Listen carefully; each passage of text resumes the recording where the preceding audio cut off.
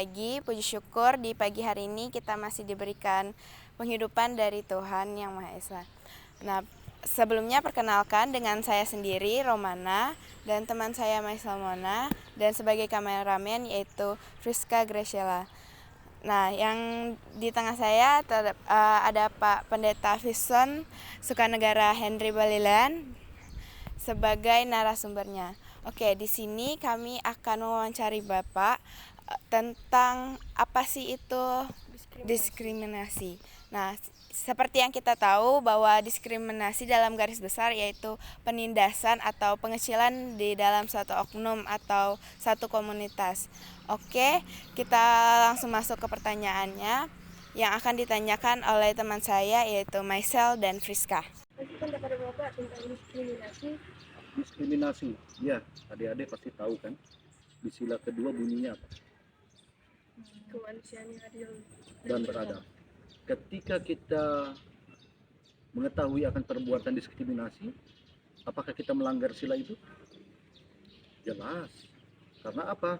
Kemanusiaan yang adil dan beradab. Sedangkan diskriminasi tidak berlaku adil terhadap kelompok, terhadap seseorang. Itulah diskriminasi. Mau menekan atau menekan atau mengekang suara atau aspirasi atau keinginan atau keadilan dari kaum-kaum yang didiskriminasikan. Nah, itulah yang dikatakan kemanusiaan yang adil dan beradab. Maka ketika kita melakukan diskriminasi, kita telah melanggar sila kedua. Kalau menurut Pak Pendeta ya, bagaimana? Baru gimana sih cara Bapak mengatasi diskriminasi status sosial? Pertama, kita harus tahu bahwa manusia itu sama, ya kan? Ya. Kalaupun ada status sosial, misalnya dari tingkat ekonomi, baik dia miskin, kaya, yang pertama yang kita lakukan harus merangkul. Merangkul, tidak boleh membeda-bedakan. Karena Tuhan menciptakan kita semua sama. Mau miskin, mau kaya, semua sama di mata Tuhan. Jadi artinya bagaimana cara kita menekan diskriminasi dalam kehidupan sosial? Kita pertama harus bergaul sama siapapun.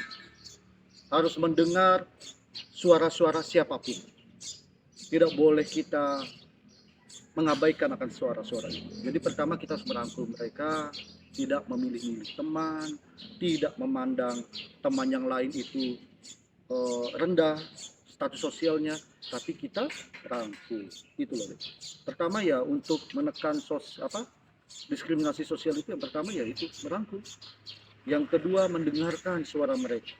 Yang ketiga tidak memilih kita berteman atau bergaul. Kalau kita memilih-milih itu juga tindakan diskriminasi. Saya nggak mau sama kamu, kamu nggak nyambung. Kamu bukan satu server sama kita, itu juga tindakan diskriminasi.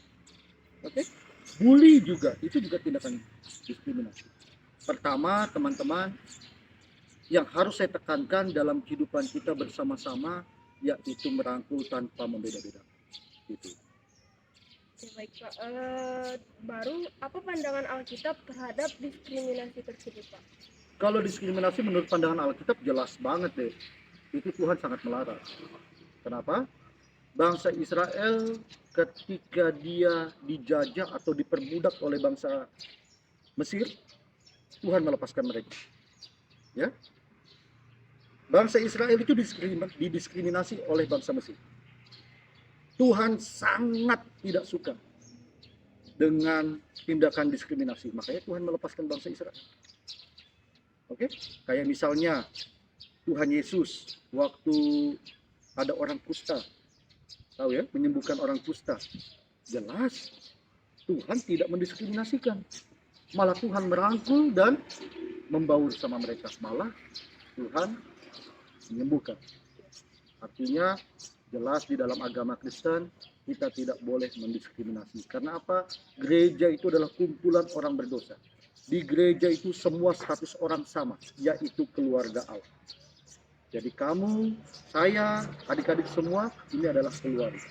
Jadi Pak Pendeta tidak boleh membeda-bedakan kalian atau mendiskriminasikan kalian. Mungkin misalnya Mona kaya, misalnya Friska contoh ya, dari status sosial yang rendah. Ya itu jelas, dalam gereja tidak boleh membedakan itu. pelayanannya harus sama. Justru saya mau mengajak Mona misalnya, kita rangkul, kita bantu, kita. Itu lebih baik. Itulah ajaran, namanya ajaran kasih. Tidak boleh membeda-bedakan atau tidak boleh menjajah kaum yang kita anggap rendah. Itu. Ada lagi? Apa sih Pak dampak bila terjadi diskriminasi dalam agama? Perpecahan deh, konflik. Ya, karena misalnya kita tahu lah deh, dalam kehidupan kita ini adalah kaum minoritas, kita ada kaum mayoritas. Apabila terjadi diskriminasi, jelas kita di bangsa Indonesia punya suara yang sama, kita punya rumah yang sama, ya, kita punya darah yang sama, kita punya tulang yang sama, kita juga berjuang dengan sama-sama. Artinya ketika terjadinya diskriminasi, maka terjadi perpecahan, mengganggu namanya kerukunan, mengganggu keharmonisan, tidak ada damai di situ. Itu dampaknya. Coba kita sebutkan contoh diskriminasi sosial yang sering terjadi di lingkungan sekitar. Di lingkungan sekitar kita ya, kalau di Belitung ini nggak ada ya. Itu kalau Pak Pendeta pernah bertugas di daerah kota-kota besar itu ada. Jelas ketika kita ibadah kita diganggu. Volume musik dikerasin. Oke, volume musik dikerasin. Lalu yang kedua seringkali diteriakin, diganggu. Ketika ibadah kita di stop, disuruh keluar, itu juga tindakan diskriminasi yang terjadi di sosial. Tapi kalau di Belitung, kan adik-adik dari SMA di Belitung kan, nah, puji Tuhan itu tidak ada sih sejauh ini hal-hal yang seperti itu. Justru di sini Pak Pendeta masih akui untuk toleransi. Ya, itu sih. Dan satu lagi Pak, apa sih yang dimaksud diskriminasi dalam agama? Diskriminasi dalam agama misalnya, kita sudah kenal tadi Pak Pendeta sempat menyinggung masalah mayoritas dan minoritas. Ya, kalau misalnya diskriminasi agama, kita dilarang beribadah, kita tidak boleh membangun gedung gereja, kita dipersulit untuk beribadah. Misalnya ketika kita ibadah rumah tangga atau ibadah keluarga di rumah kalian masing-masing, kita dilarang. Itu juga adalah bentuk diskriminasi agama. Begitu juga dengan sebaliknya, ketika kaum minoritas ada azan, kita kerasin musik kita, nah itu juga diskriminasi. Ya? Jadi jangan mengatakan bahwa azan berisik, kita kerasin musik kita, panggung, itu juga tindakan diskriminasi adik-adik, tanpa kalian sadari. Dan itu tidak ada toleransi. Itu adik-adik. Nah, kalau misalnya diskriminasi yang Pak Pendeta pahami begini juga ya adik-adik ya, kalau di dalam status sosial atau tadi sempat mungkin ada pembicaraan kita sebelumnya ada diskriminasi ekonomi. Misalnya deh, ketika kita membeli sesuatu di pasar, nah kalau orang yang apa ya istilahnya berdagang di pasar kan bukan dari kalangan yang atas, rata-rata pasti kalangan yang bawah. Kalau kita beli apapun di pasar selalu kita nawar, betul? Ya kan? Belum sampai serendah-rendahnya kan? Tapi ketika coba di Indomaret kita belanja, Indomaret kan kalangan atas, ada yang tawar. Adek pernah beli aqua, ini harganya 7.000, terus adek tawar, Mbak, ini biasanya di luar 5.000, 4.000, bisa nawar? Diusir iya kan? Nah, jadi artinya itu juga diskriminasi. Kenapa kita bisa menawar pada orang yang kecil dengan serendah-rendahnya, tapi yang ketika ada di suatu toko swalayan kita tidak bisa menawar? Itu juga tindakan diskriminasi. Artinya apa? Ketika orang pasar mengatakan segini jumlahnya, ya sudah, beli. Ya kan? Tanpa kita sadar loh. Itu juga diskriminasi dalam ekonomi. Ya, terlepas itu misalnya adik kulitnya gelap, misalnya atau kulit saya gelap, adik kulitnya gelap, melakukan lamaran pekerjaan di perusahaan, terus ditolak ya, mohon maaf ditolak, gara-gara kulit kita gelap, itu juga tindakan diskriminasi. Oke?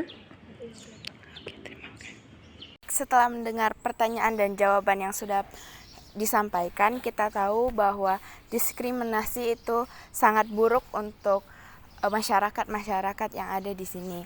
Nah,